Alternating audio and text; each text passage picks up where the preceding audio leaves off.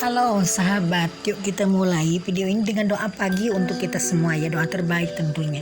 Semoga kita selalu sehat dan selalu dilindungi oleh Tuhan Yang Maha Kuasa, juga selalu berkelimpahan. Nah sekarang yuk kita diskusi tentang living in the end.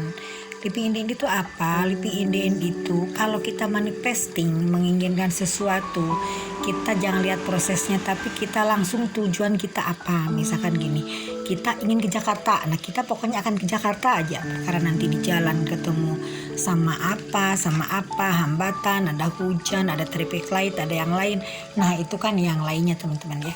Jadi tetapkan tujuan dulu. Kita misalkan mau ke Jakarta itu sebagai pemandu atau sebagai GPS. Nah jadi nanti kalau tujuannya sudah ada, otomatis GPS-nya itu kan jalan. Kita sebagai pemandu jalannya untuk sampai ke sebuah titik yang kita inginkan tentunya. Nah yuk jujur, teman-teman sekarang ingin apa? Mungkin kalau yang belum punya pasangan ingin jodoh, kalau yang belum punya suami ingin suami, yang belum punya istri ingin punya istri, yang belum punya pekerjaan mungkin ingin punya pekerjaan, atau yang belum punya rumah ingin punya rumah, yang sudah punya rumah satu mungkin ingin dua, yang punya mobil satu ingin punya mobil mewah, yang punya kucing kampung ingin kucing yang mahal, kucing angora misalkan, bercanda ya.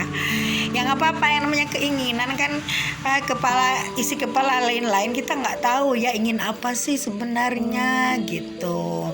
Nah ini apa ya teman-teman, sekarang ingin apa nih? Karena sekarang lagi musimnya resesi katanya, yuk kita sekarang ingin duit aja ya, misalkan ingin duit 100 juta gitu. Nah kalau kita ingin uang 100 juta, dalam hati kita, dalam afirmasinya tunjukkan, sorry ada motor ngong. Tetapkan tujuannya, kita ingin uang 100 juta teman-teman ya. Jangan takut, misalkan teman-teman belum pernah melihat uang 100 juta, coba teman-teman browsing di internet ya. Uang 100 juta itu nggak banyak kok, cuman 10 bendel ya, satu bendelnya itu kurang lebih 10 cm lebih sedikit ya kalau nggak salah. Kalau uang 100-an ya, nominal 100 yang merah ya. Nah ini teman-teman bisa melihat di bank, coba lihat ke BCA. Di BCA biasanya kan uang itu dikasih numpuk tuh, uang 100 juta itu seperti itu, 10 teman-teman, 10 bendel. Karena ini uang 100 juta ini harus dibayangkan, harus tahu dulu uang 100 juta segede apa, seperti apa.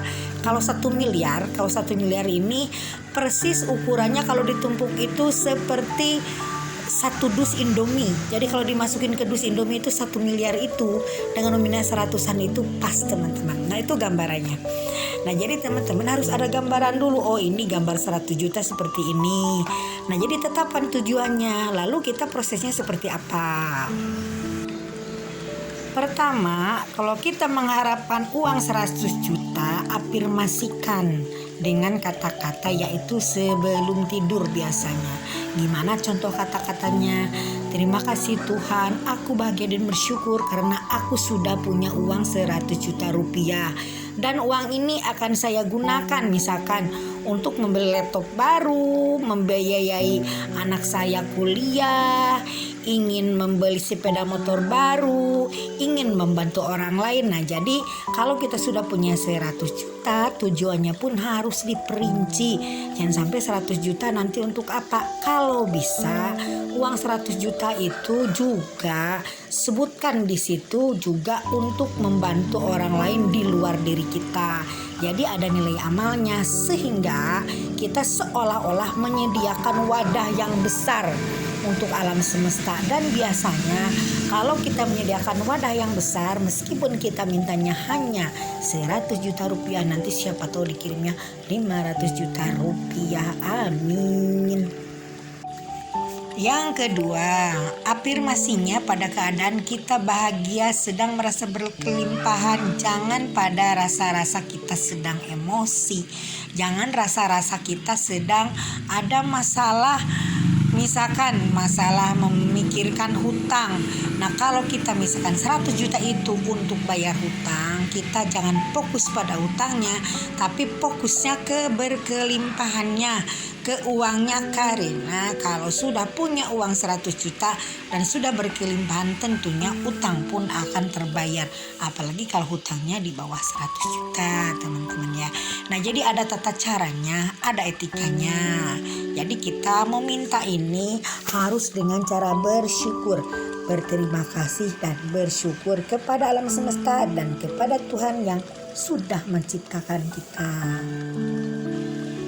Supaya living in the end ini, keinginan kita 100 juta ini cepat terwujud, dibarengi juga dengan kita scripting, ditulis mau pakai rumus 369 atau mau pakai sekenanya kita lagi santai, sekenanya kita lagi happy aja boleh, nggak apa-apa.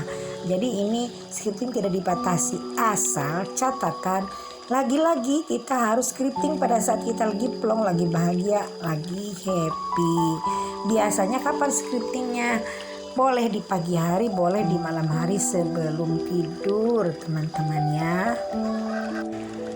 Nah lalu ini terakhir nih, jadi ada tata cara melaksanakan living in the end dengan cara yang powerful, lebih powerful, yaitu dengan cara bagaimana dibarengi dengan kita bersikap baik terhadap siapapun, berpenuh cinta kasih terhadap binatang, terhadap manusia, dan kita dibarengi juga dengan sedekah, misalkan bersedekah pagi atau sedekah kita yang sepunyanya uang aja gitu.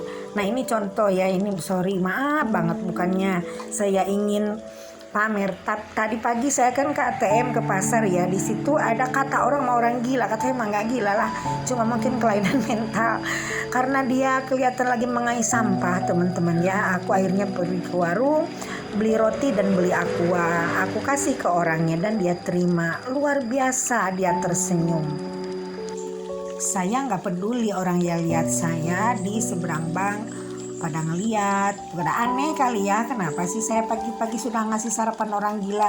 Ya nggak apa-apa, kan saya cuma ikuti kata hati. Coba kalau saya tidak nuruti kata hati, mungkin sampai di rumah saya perasaan inget aja tuh, kasihan banget orang gila. Alhamdulillah ya teman-teman ya, rotinya dia makan, lalu aquanya dia minum, dia bahagia banget. Nah jadi cara memberi pembagian orang itu beraneka rupa, beraneka lain-lain teman-teman ya. Yuk kalau kita manifesting, kita ingin segera terwujud, living in the end kita ingin segera terwujud, berikan cinta kasih, bantu orang lain sekecil apapun kepada sesama, juga kepada hewan, juga kepada tumbuhan. Kalau misalkan memetik bunga, memetik daun, minta izin pada daunnya, minta izin kepada pohonnya. Lalu kalau kita ada binatang, kita sayangin, kita kasih makan semampu kita teman-teman ya. Nah ini dulu sharingnya, mudah-mudahan teman-teman bisa mengambil insight-nya daripada video saya yang singkat ini, dan mudah-mudahan kita semua berkelimpahan. Oke teman-teman, sekian dulu, bye for now.